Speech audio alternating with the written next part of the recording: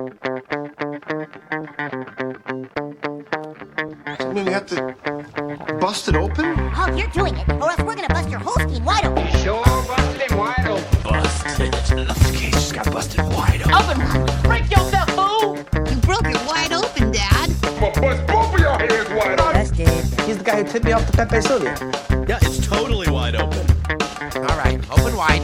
Say what again? Bust this thing wide open. Shut the fuck up. I know that was you. I ain't even gotta look. I should send your ass back to Crenshaw Pete with his hot-ass coat hangers, bitch. Would you like that? Not today. No, sir. Not today. No, sir. We're not sending anybody back to Crenshaw. If anyone, Not on the holidays. We're sending people back over to the North Pole, Brian. Yes, please. Or maybe back to the store to buy some more goods for your kids. Because we need them. Yeah, sometimes you do. You Sometimes you need them. your last-minute gifts, you know? Bring them on. Hey, what's up, everybody? Welcome back to a very special Christmassy episode of the Busted Wide Open podcast.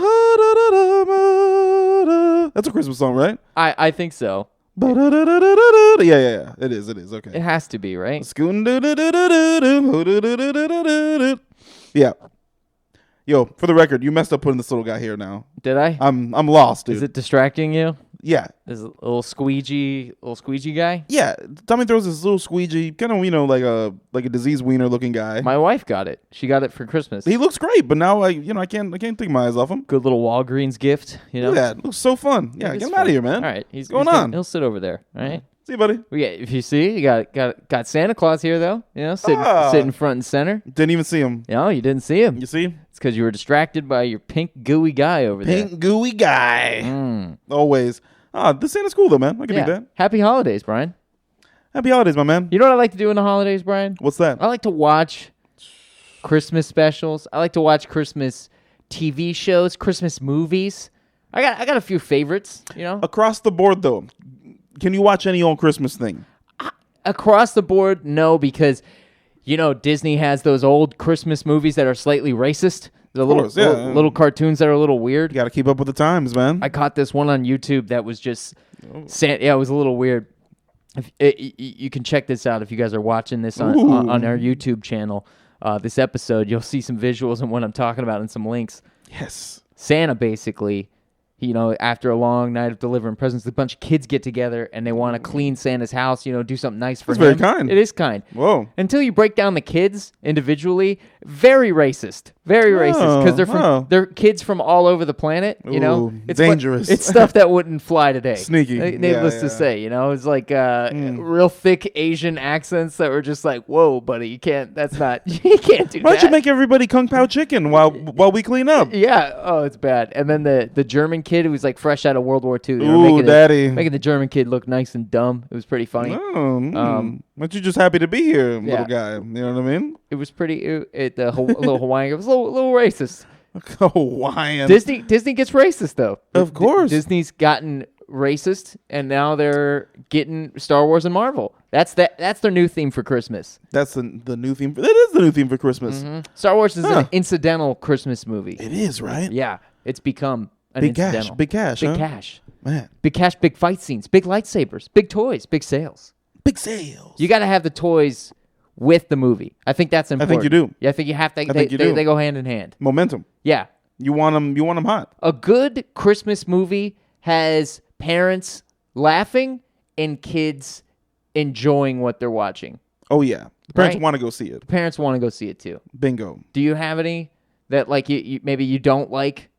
That I don't like? Yeah, Christmas. Oh, yeah, you're dude. just like, no, I can't even do that. This is my mom's fault. Okay. You know? Did she likes the Hallmark movies. Oh. You know what I mean? The off-beat path and they're just, Christmas movies. They're just like, they're all the same. And I'm like, and I'm an asshole or whatever. So like, I'll be like, looking for love. Somebody's dad died or some crap like that. Exact premise. It's a woman moves to a rural area for work. Yeah. Okay. With her son. Always a son. Very rarely is it a daughter. Recently divorced, or maybe the guy passed away. Probably passed away. Because No. Passed away is a sadder story. Yes. Okay. She's recently divorced. Okay. She's recently divorced. She goes to this town, little itty bitty town in the middle of nowhere, but it's beautiful, of course. All right. Yeah. And she somehow meets the farmer guy who his wife has passed away. Right. Okay. and he's the one sole attractive person in the whole city. Because he has to have a sad story. Of course. He's got to be a little sad guy. But still, he isn't the party animal who's slaying chicks and then all of a sudden, He loved his wife, till the end. Hard. He's not a divorce kind of guy. He's never been able to move past before he meets Betty June. Did he kill his previous wife? Is her dead body in the backyard? That's Sci-Fi Channel. Nobody. Okay, Sci-Fi Channel. You're right. That's different. That's a different tale. I like those. Yeah. Those I'll take all day. Good point. But those, I will say, Vail, Colorado reminded me very much of those. Like, immediately going there, I was like, this is a Hallmark movie. I was like, oh, these are some of the places they filmed those movies. Okay, I get it. Vail, Colorado is trapped in time. There's a lot. It doesn't get older. It doesn't get. It's just a thing. Even the ski clothes. You go into Patagonia. It's a very very affluent ski clothes store or whatever. No doubt. Some of the stuff's cool. A lot of it's wacky.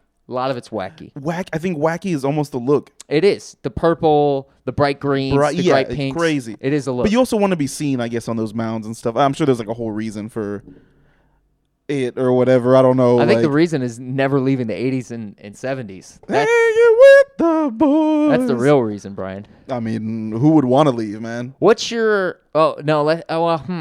I have...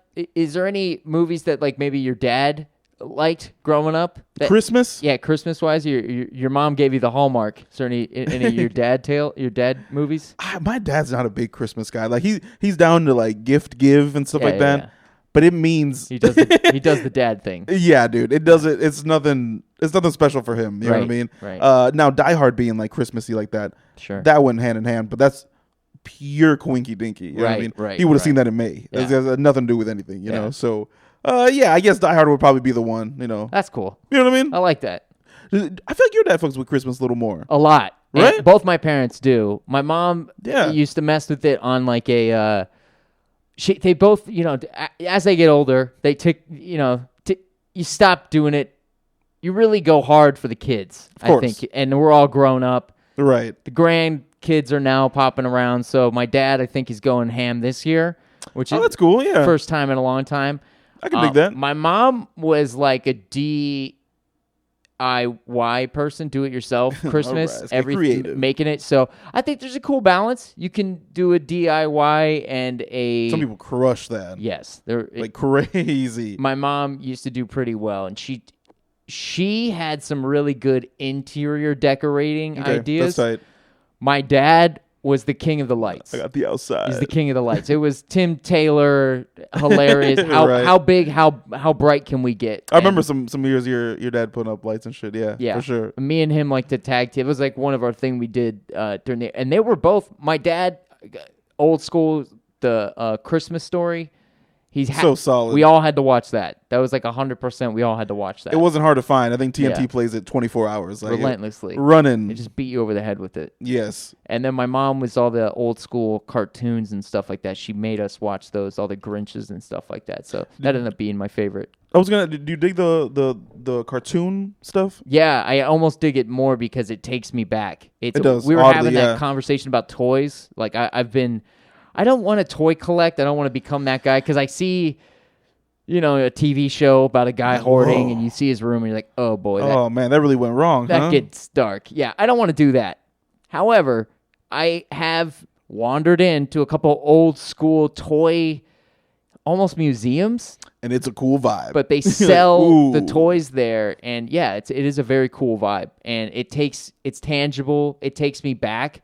That's kind of the same feeling of those old school cartoons. I feel that. That they really take me back. Yeah, TV shows do that, movies do that. However, the cartoons do a better job of the graininess, the VHS feel of it. I kind of stay away from the HD remodified versions. That's not the look, man. That's not the fun look. You don't want that. That doesn't throw you back into time. Yeah. My favorite is the original Grinch. That one's the most. Yeah. I would say some of the like Charlie Brown stuff is pretty nostalgic too. My dad's all about the Peanuts. So, yeah. Always watch that. I didn't think that I would get to a point where I undoubtedly have my own favorite Christmas movie that is childhood meets adulthood. I think it's a timeless classic. The title of this podcast, and I think the origins of almost like a big part of why I love Christmas and my childhood hero meets my favorite holiday. Yeah, good combination. And you like the movie equally as much as I do. Jingle All the Way, I think is hands Seen it down religiously. the best one. Even though Christmas Vacation, it's great. It's fun. It's fun. The fourth dimension of it, Chevy Chase, is probably the least likable character of all time. Oh yeah, There's notoriously. There's some unentertaining parts of that movie that kind of fall flat when you watch them today. It's easy my least favorite vacation movie. Yeah. Miles and miles away from the other three. Yeah. Yeah. It's a lot of downtime in that movie, and it's just not 100% there. You need to get Griswold on the streets. Mm-hmm. You need to get him in wacky. The house gets wacky for sure, but get him out in the wild, dude. Right. You know what I mean? Let him roam. If I'm going to put Jingle All the Way next to every Christmas movie, every one of them, I think it smashes them all. I think so for sure, man. I think it's the first and last movie that is going to be on my Christmas list of movies to watch. That's why I feel it's important that we bust it wide open. I think we should go ahead and bust it wide open, man. Let's do it. Dude. Now, Now, when do you remember, if at all, seeing this movie first? man, I don't know if I could say first. I don't know if I recall the first showing of it. I just remember always finding it hilarious. Yeah. Always. Like, it was never like, oh, man, like, you know some movies that you're like, now I'm older and it's like ironically funny, like, no, not this one. I've always found this one hilarious. I've always liked it too. I don't remember when it came out. I think it was, in terms of, like, I could tell you the year, but I couldn't tell you what age I was when it came out that I went and saw it. Did I see it in the theaters? I don't think so. I don't think so.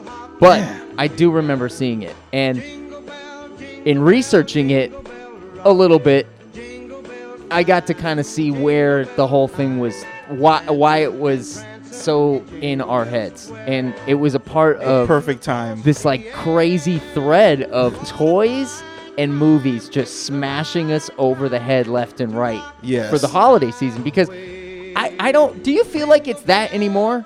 Like they're going at kids as hard as they used to go at kids? Because I don't. Okay, so the I questioned this myself today or yesterday, but is it like wrestling? Is it like that? Like, now that I'm older, I'm so far removed from it that I don't know it's still huge, because it is. I mean, there's still a huge fan base. So I wonder that with toys, are there like?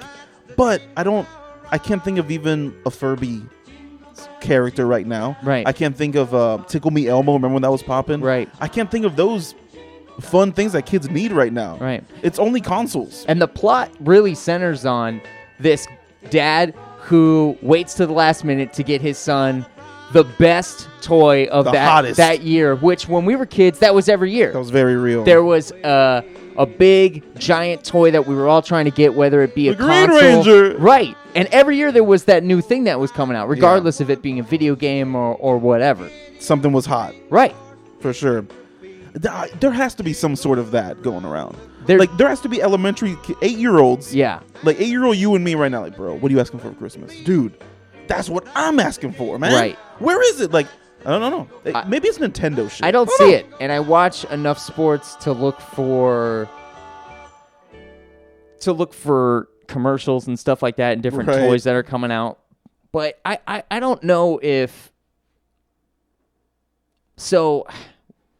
What would you say is the number one toy that came out that your parents busted their butt to get? Do you know what it is?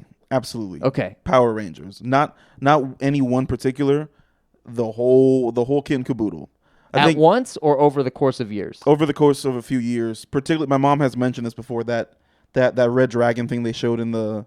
You had that episode. Oh my God, yeah. Wow, dude. I forgot that existed. Wow. Until I saw the show and I was like, oh, that was my that and that like White Ranger bear looking thing. Those are my two favorite toys, and that White Ranger saber. Damn, I really messed with the White Ranger, man. Damn. Yeah. That saber I took that everywhere. That was like my weapon. I didn't like the White Ranger.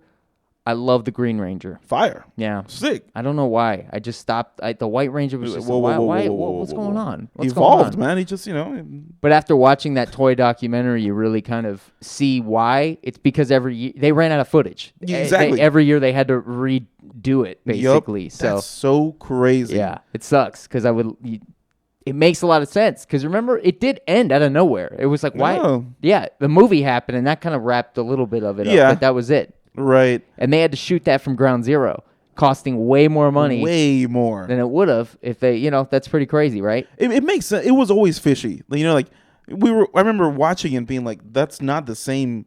It doesn't look the same as No, when the the kids tape- are like, hey, the playing tape is basketball. different. Yeah, it looks older. Super different. Crazy, Yeah. yeah. But I didn't know that was what was going on. It was crazy. Well, when you're Arnold Schwarzenegger and you're a dad looking for a toy for your son last minute and you run into a guy like Sinbad, Whoa. fall into some hijinks, and, you kind of become the guy you're looking for, that is one of the funniest ways to tie in the journey of looking for a toy for your kids. My wife's parents have told me that when they were looking for the Sour Patch Kids, Cabbage Patch. Cabbage Patch, that was a Looking big for that candy. that was a Cabbage big Patch. deal. That was a big deal.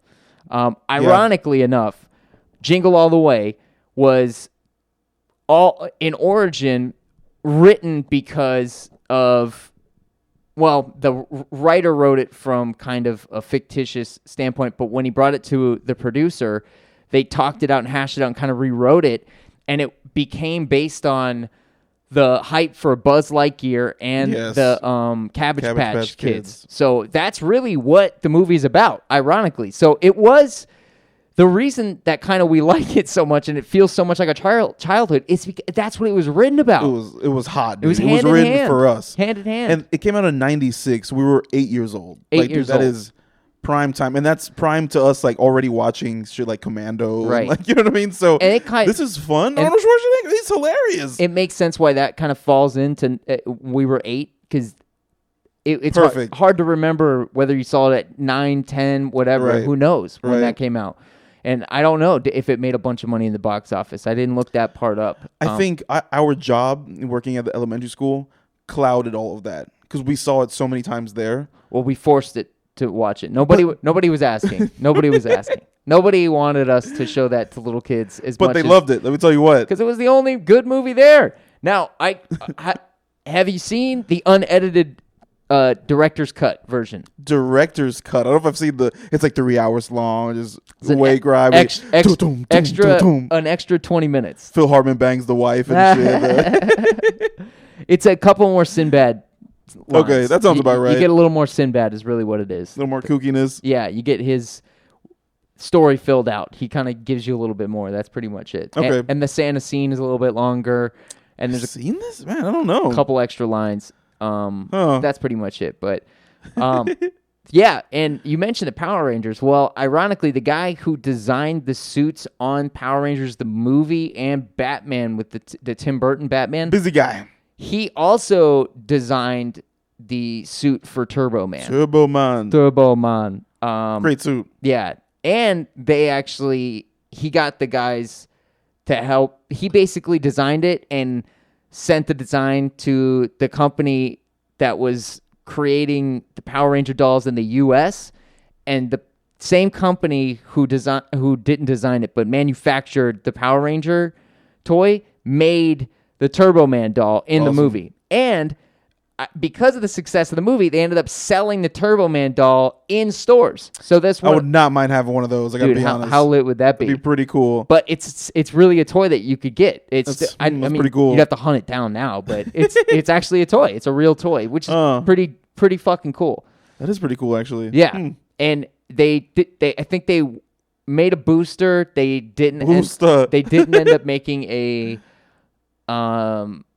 I forget the bad guy's name. Doctor something. What was it? Yeah. The guy with the big brain. Yup. Guy that What's his name? Myron. Myron. Myron, don't do this, Myron. Come on. It's Christmas. Myron. They, according to Sinbad, they showed him a prototype of him as Because if you buy Turbo Man, you actually get Arnold Schwarzenegger as Turbo Man. So you're not buying. Take my money, daddy. Yeah, it's pretty cool. You're not getting the original guy. His name is like Roiden or something like that. Roden. His last name is Roden, who was ironically afraid of heights. So when they were like, when he was doing some of the stunts, he was like freaking out. I don't know, guys. It's gonna be freaky deaky. So anyways, they showed Sinbad a couple prototypes, but they didn't end up making the toy. And he's like, I wish I would have kept the prototype because then I would have had the fucking one toy that existed on the planet. It'd be amazing. Yeah, that sucks, right? Yeah, that'd be great to have. I'm sure a toy maker could design it and make one for him, and that wouldn't be a big deal. But Sinbad now too. Like, to have the same windbreaker. Yeah, that'd be funny. Like you show him off. No, this by the same company that distributed the Power Rangers toys. Like that's pretty cool, man. That'd be cool to have. As a fan. For sure. Be down. Yeah. Real quick. Go ahead. You got a favorite Sinbad movie? Do I have a favorite Sinbad movie? This has got to be it. I can't say, and it's not because of Sinbad. However, he is in it. And if we're going to call him, if you watch the edited, he's supposed to have more. He's supposed to be 50% of that movie. Fair. And they waited for him. Because initially he was on a U.S. tour with Hillary Clinton and I think Sheryl Crow while the auditions were going down. Doing it. Yeah, and he couldn't be there for the original auditions. So I read that, and they were like, okay, well, we're going to give you some time, my man. Like, we still want Sinbad, dude. Arnold was saying that he's We're like, gonna need Sinbad, I bro. want to do this with Sinbad. Because originally they had casted Joe Pesci. Could you imagine that now? That'd be crazy. Man. A little tiny dude. Because in it, you see Sinbad, he's a giant. Like you don't realize, you see him on stage and it's like everyone looks big on stage. Tom Cruise looks big on stage. Then you see him next to Arnold and it's like, whoa, dude. So okay, it could be 2 inches taller than him. And man. Arnold in this movie, he isn't Conan the Barbarian. Like they're not trying to make him look. He throws a couple ripped, punches, but he doesn't necessarily break the law too much. Right. They keep him like a normal person. They have him like it's wintertime, so he's like in coats and stuff like that. So you don't see, the Terminator out there. He has a cashmere jacket on. Smooth. Yeah, looking nice. Yeah. But holding it down. It's a smart move because Joe Pesci had already done the kind of bad guy How many Christmas am I gonna do, bro? Bad guy Christmas characters is he going to be involved with? And Sinbad was a little worried because Byron was a little mean, and kids are going to watch this movie. Feisty. And he'd been on a roll with Disney movies, and this is a Fox century, and this is pre-Fox and Disney really kind of coming together. Canoodling. So, yeah, this is before that. So it was interesting to see. It's interesting now post seeing him do that, and like he really didn't act a whole bunch after that role. Yeah. So it's funny that was like one of his last significant roles. Just imagine that Joe Pesci action figure. That little dude. That little guy. And That'd be fun. how would he be in that suit? I mean, they'd have to design it completely differently, I guess. Different. Like just Sinbad's suit compared to his. And speaking of suits, they shot a lot of the scenes in the desert, and they also shot the parade scene at the end. 3 weeks it took, and that's so crazy. It was in Los Angeles's Universal Studios lot where they have this big lot literally in the theme park where it just cuts. It's like a little corner, and that's where they shot it at. And that's right for 3 weeks, and it was over 100 degrees. That's outrageous. Everybody was in winter gear and sweating their balls off, except for Turbo Man and whatever his name is. That's so funny because I can't remember his name, and everyone makes fun of what's his name. Nobody wants. Nobody wants Buster or Bruiser or something like that. The little furry guy. Yeah, he's him. Brewster. And ironically, Booger played him. The guy from Revenge of the Nerds. Booger. You know what I'm talking about? Oh yeah. He was the guy that played him in the suit. Anyways, they all the Turbo Man suits and the Doctor whatever suits had internal cooling systems that were the same as the NASCAR guys use. So basically it's little tubes filled with water that run throughout the suit. Smooth. A very thin layer of it.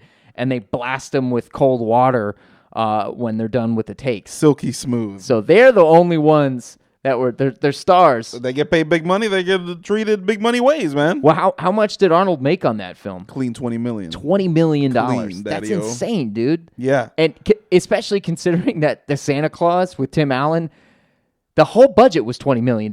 Chew on that. So that's crazy. Well, the budget for Jingle All the Way was $50 million. Whoa. $50 million.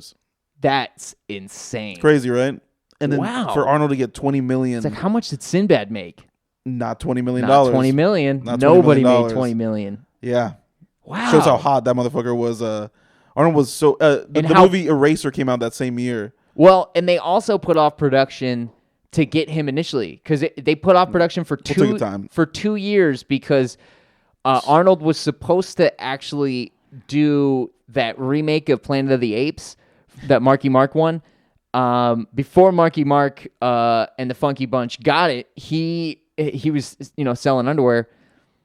Arnold was supposed to get the role, and he kind of put it off. It's like, I don't really want to do a Christmas movie. It's like it's a good script, blah blah blah. Put it off for 2 years, and then they're like, yes, finally he's available. Then they finally went with him. So that makes sense now that they gave him $20 million to lock him down. You got to lock him down, and it's worth it. That's a Christmas classic.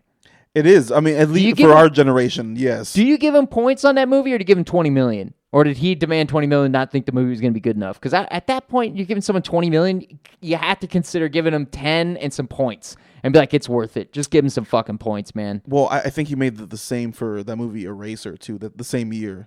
So it's like, homie is walking around. I mean, he was big budget stuff in that day. We did that other podcast on him. And remember, for that movie Twins, him and Danny DeVito got like close to 50% of that movie, just them, on the back rights on it. And because it was so successful, they were millionaires blew up just overnight because of it. Yeah. So he's been doing that. Been doing that. And I think worldwide, Jingle All the Way made like $125 million, which is not Terminator, not, those movies, but still that's popping. That's a popping flick. It is. But it didn't come without controversy because it's weird when you watch movies because everybody, thinks that they came up with an idea first or something like that. There's this school teacher that watched Jingle All the Way in the 90s and said that he came up with the idea and sold the rights to a Fox affiliate. It was a production company that was a Fox affiliate. So he said it was,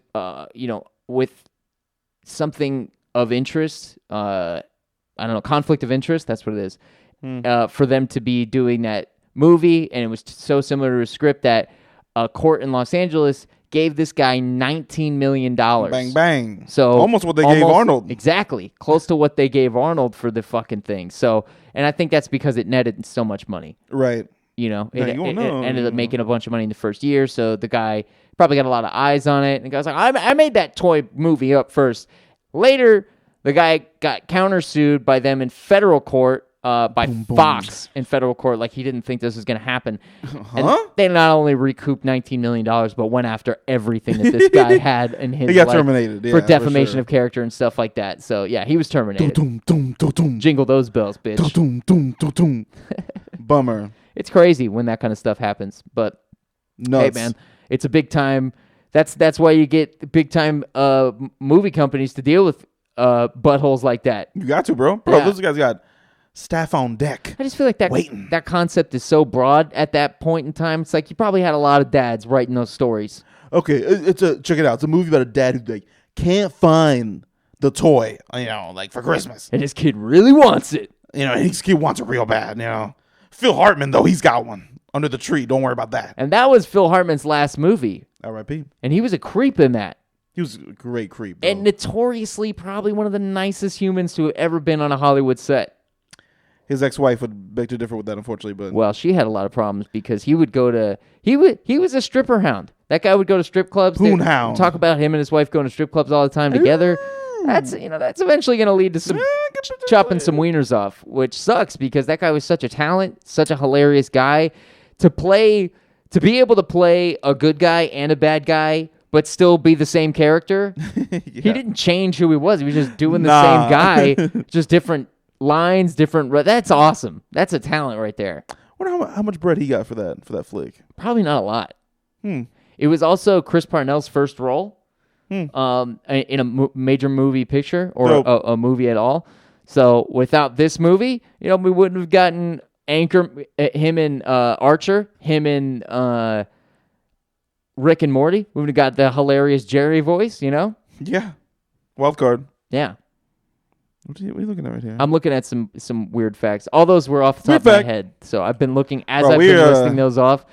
I knew I would want to get to a point where I would look up some little weird stuff. But so peep this, because you mentioned it was a classic. Give it to me. I don't think that many people agree with you on that. I do, full-heartedly. Agree with me on what? On this movie being a classic. Really?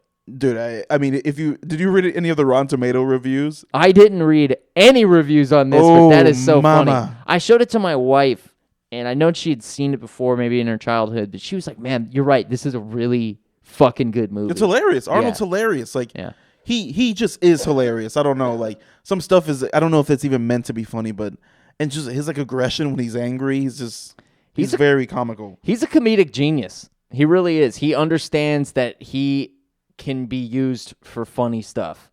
Yes, he needed to embrace that. Thank God he embraced that.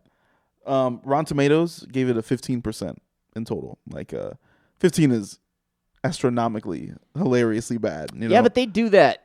Anchorman has a bad score on there. There's a lot of weird ones that are like, okay, yeah, all right. Dave Chappelle originally his score was 0 for his last special. And then 0? Yeah, it was like the owners, because like when it first comes out, Rotten Tomato, like their whatever elite people rate it first, and it got a 0. That's crazy. Yeah, and then the public got to vote on it, and then obviously it's 130, man. This is listen. What are you talking about? It's Dave Chappelle. What are you crazy? You out of your mind? Dr. Dementor is the guy. Dr. Dementor. Dr. Dementor.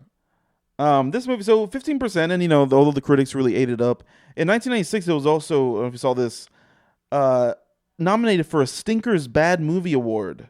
Stinker's Bad Movie Award? Stinker's Bad Movie. It was nominated for 3 awards, including Worst Actor, Arnold, Worst Supporting Actress, Rita Wilson, and Most Painfully Unfunny Comedy. Rita Wilson? She was good in that.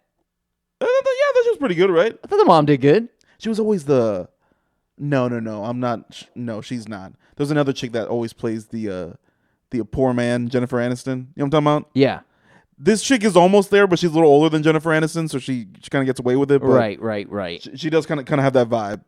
Well, I mean, they improvised a great deal of the script.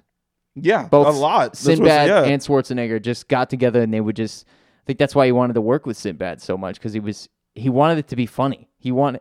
Arnold... When he gets onto a project, you're not just signing a actor. You're signing a guy that can write. You're signing a guy that can produce and get shit done. And I don't think, no way this is a flop. No way. It made a bunch of fucking money. It was true to the time. And it's at the same sense timeless. Yeah. To see your dad become a superhero, there's a lot of kind of back things going on there, like we view our dads as superheroes, and I like the happy ending of it, it's like, and then the kid gives Myron the toy at the end, and you get to still feel the essence of Christmas, that giving is the right thing to do, and it's like all you really need is your family, and he says it. He's like, that's it. I have my dad. I don't need a toy. Damn Turbo Man. That's okay. I was shocked that it was taken so like serious. Like, come on, dude. Like, it's how serious is this movie supposed to be taken? I think it's just supposed to be a fun flick. Somebody was like, the most forgettable Christmas movie I've ever seen. So just go ahead and like miss it. Now that might be true. It is forgettable for people because they don't remember it. And if you just don't, if you don't go in as like an Arnold fan, and you don't give a shit, like this guy's just like the worst. And I'm looking now. It was the director was nominated for a Razzle Award for Worst Director, but lost to Andrew Bergam for Striptease. Chris Columbus or whatever his name is. Yeah. He made it hard to film too. I guess he was notoriously making people work to the last minute, take more takes, and he did triple duty, and he was filming a bunch of other stuff. He was directing the Flintstones and Are We There Yet and Beethoven, all at the same time. So he kind of had a lot of stuff going on while it was happening. So Beethoven holds up, man. Oh, I'm sorry. He was a producer on Happy Days and the new Leave It to Beaver. That's what was going on. What? So, Leave It to Beaver. Oh, I remember that one. He was supervising those. He had produced the other ones. Making bread, daddy. Yeah, they had a lot going on, and it kind of made for a painstaking, not fun filming shoot, as you can imagine. You know what's funny, too? They had that after sequence where they clearly tease the sequel, where the wife's like, wow, you really went through all that trouble to get our son that awesome gift. Wonder what you got me. And then there's no sequel. Oh, but there is. Yeah, no, that's no sequel that makes sense because they couldn't get Sinbad and they couldn't get Arnold to sign on. Yeah, right. Because they both said it has nothing to do with the storyline. Like, this is how do you tie this into what's going on? Well, luckily they were able to lock down Florida legend Larry the Cable Guy. Yes, they were. And drop a bomb. That one is the most forgettable Christmas movie of all time. That should have never been made. Did you see it? No. I've never seen it. No. I feel like maybe I should see it for the research purposes. You know what I mean? But I can't watch that dude. I can't watch that guy, man. I can't do it, man. Yeah. I can't do it. And that one did bad. That was in 2014. It did bad. I think it was a straight to DVD gem. It was. It was a straight to video type one. Those are nowadays. That's unfortunately where Christmas movies go. We had really the last era of big money Christmas movies. Big money. They're not spending $50 million on a Christmas movie anymore. If they are, it's probably animated. And ironically, the writing, I don't know. I heard God, I forget his name. Mike, maybe, I don't know. The former owner of Disney. Not Walt. Mike Disney. No, this guy. It's the guy a couple after him. Him and some other guy, Frank. I got it. I have been watching. Frankie and Mikey Disney. Yeah, so the boys. He said, well, if you give creative people unlimited money, you're actually hurting them. It's kind of better to give them a budget so it keeps them in a box and they have to work their way out of it, and it becomes like an even better movie because of that. And that's fair. And I was like, wow, yeah, it's kind of a good point. It's an interesting point. I don't know if it's right across the board, but it is. Right. I don't think it applies to everything, but it in some cases you can. Home Alone, for instance, had a really, really low budget, and they made absolutely a Christmas classic. Yeah. Undeniably. Everybody made money on that movie.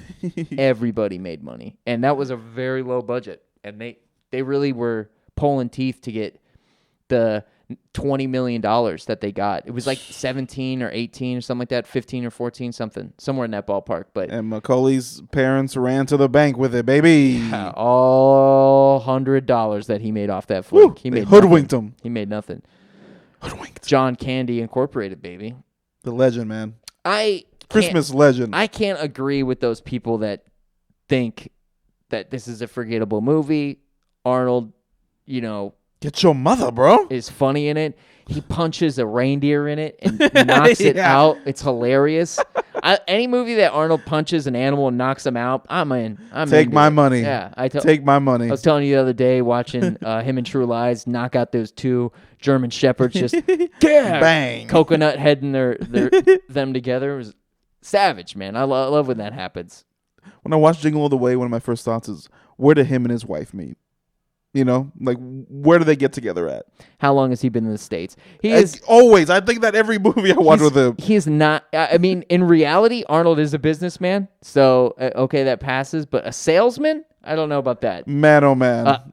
Mattress salesman? Ooh. That guy, he looks like you really sleep in a mattress for sure. That guy can hold a mattress down. He's probably got a Kong down below. You know what I mean? No question about it. Probably holds that down. He better. There's not a woman that wouldn't put up with a lot of his shit to, be at least giving birth to one of his perfect children. My mom always found him terrifying. Terrifying? Yeah, his face is crazy. And then this movie's a good example. His face is crazy. Yeah, for sure. My mom's always found him very terrifying. He's very European. It's got a taste. European. You know, the officer Hummel was originally supposed to be a woman. Little side fact for you.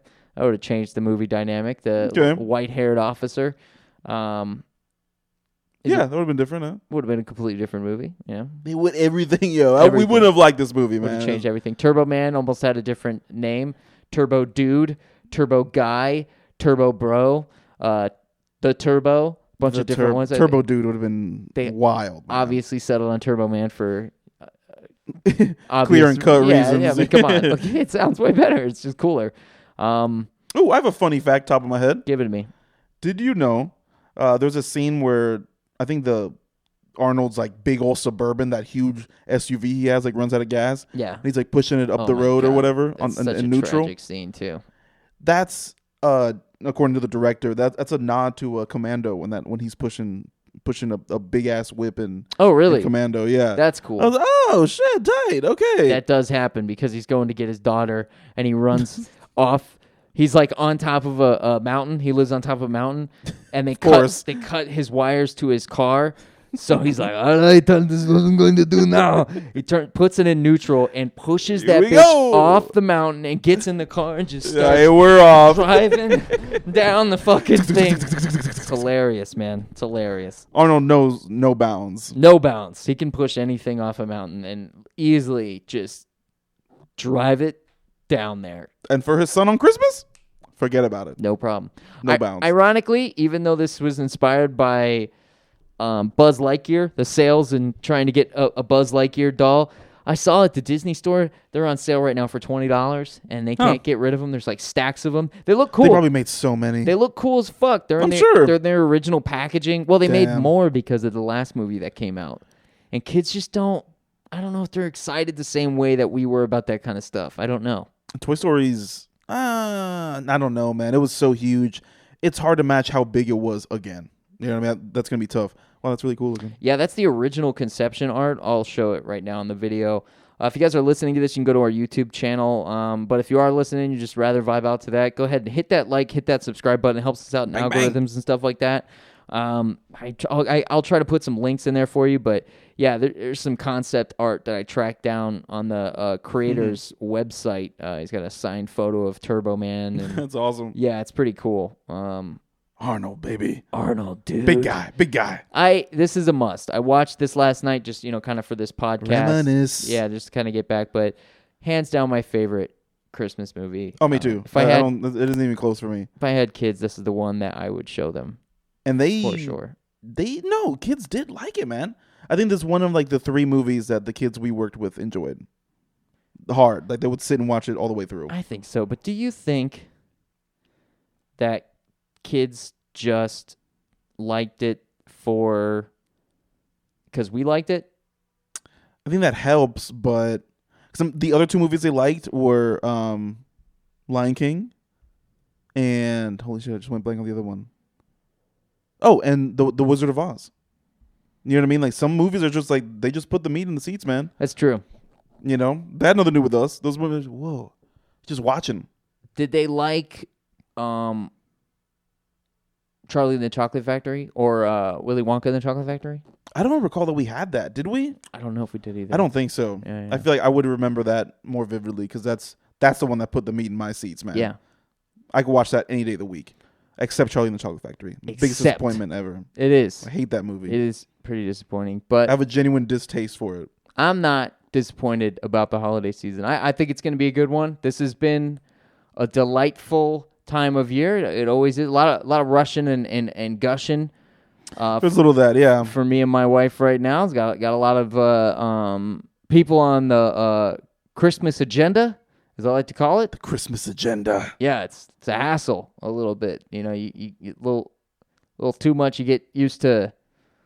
It's a lot of presents. You get used to a lot of presents. A lot of presents. See, that's why we gravitate to these movies so hard. When we were 8, there was not a lot of this pressure, man. You remember going in like Waterford, the elementary school we went to, that like little gift shop that they had that your parents would give you like $3 and like you buy like a little comb for your dad and whatever. Like that was Christmas for us. Like, hey, Dad, I got you this.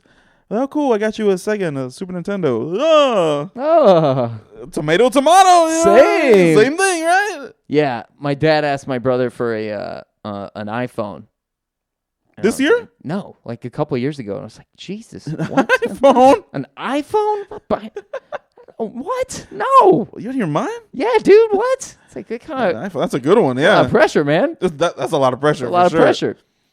Luckily, I don't owe my See him for dad everybody shit, else. so Yeah, Dad, I want an iPhone too. luckily I never took advantage of my dad growing up, so I don't owe that man anything. Nice. I'll continue to buy him golf balls. Thank you very much. That's perfect. Yeah, I'm Yeah. sure he'll take that gladly. Yeah, I did. I got him some good ones. I don't know if Ooh. this is gonna air before Yeah, Christmas. easy. right? You cut I it, don't cut know it, man. if You gotta cut this out. I can tell. I don't care. I got him some. I got him this like whiskey bottle holder.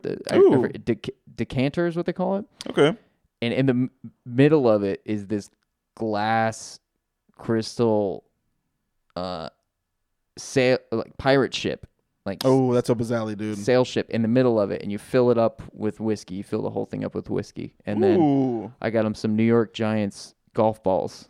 that's dope. Yeah, Oh yeah. like themed tees and stuff like Oh, that. he's gonna eat all that up for Yeah. sure. It's pretty good. He's gonna eat that up. It's not bad. Very cool, man. I like Yeah. that. Recently purchased my sister, and I hope she's not listening to this because I don't want her to know yet. But Vans, the shoe company, Yeah. and this is in the Christmas spirit. Expensive. On and off. They made $30 a foot. That sounds about right. Yeah, actually, yeah. They did a collab with Tim Burton. Okay. Oh, I saw these. You know what I'm I talking about? saw these. I went into a van store recently, Bang. and I had to. Yeah. Some of them are dope. I'm like, oh shit. And very up. If you're listening and you know my sister, that's the collaboration of her dreams. You know what I Yeah. mean? So I got these like Nightmare Before Christmas ones that are so up her alley. I'm excited for her to have them. There's a few of them. There's a few different ones. They're pretty cool. Yes, they're very. I saw them. I was like, wow, that's Nadine. Cool.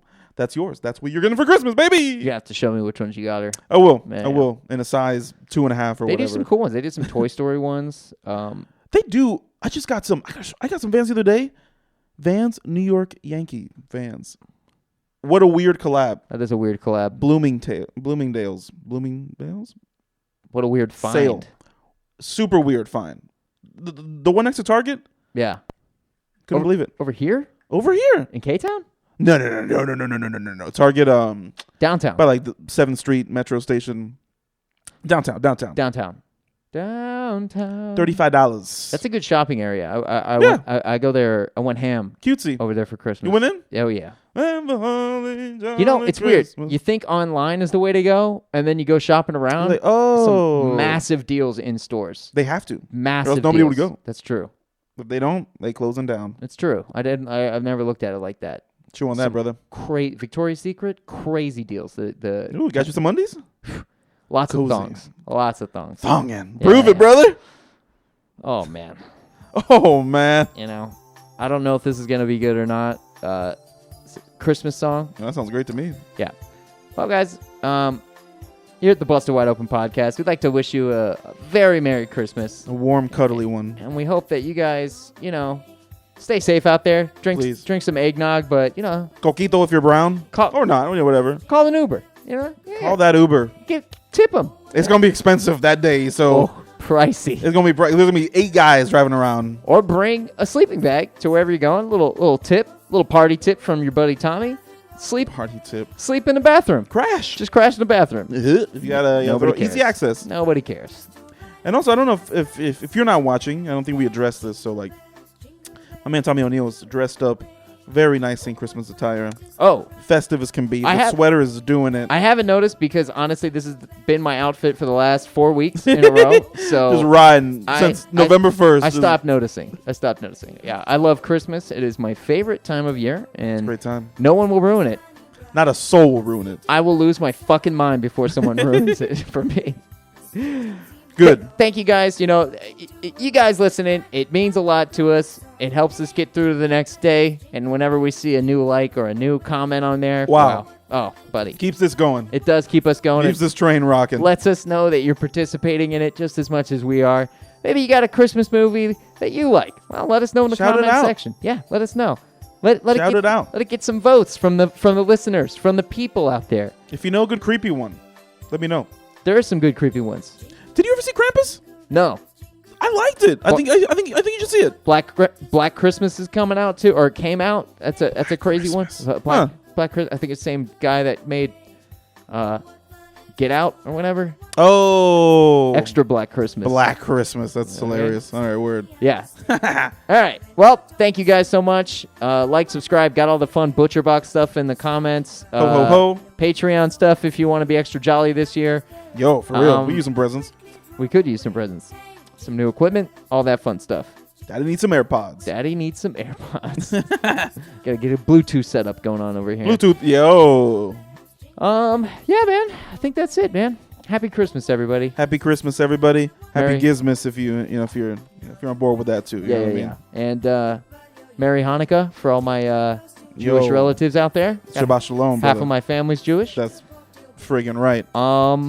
And Happy Kwanzaa. And Three Kings Day. Happy for, Three Kings Day. Sorry. For my Puerto Rican brothers and sisters out there. Yes. Extra presents. Christmas Thank isn't you. over till January.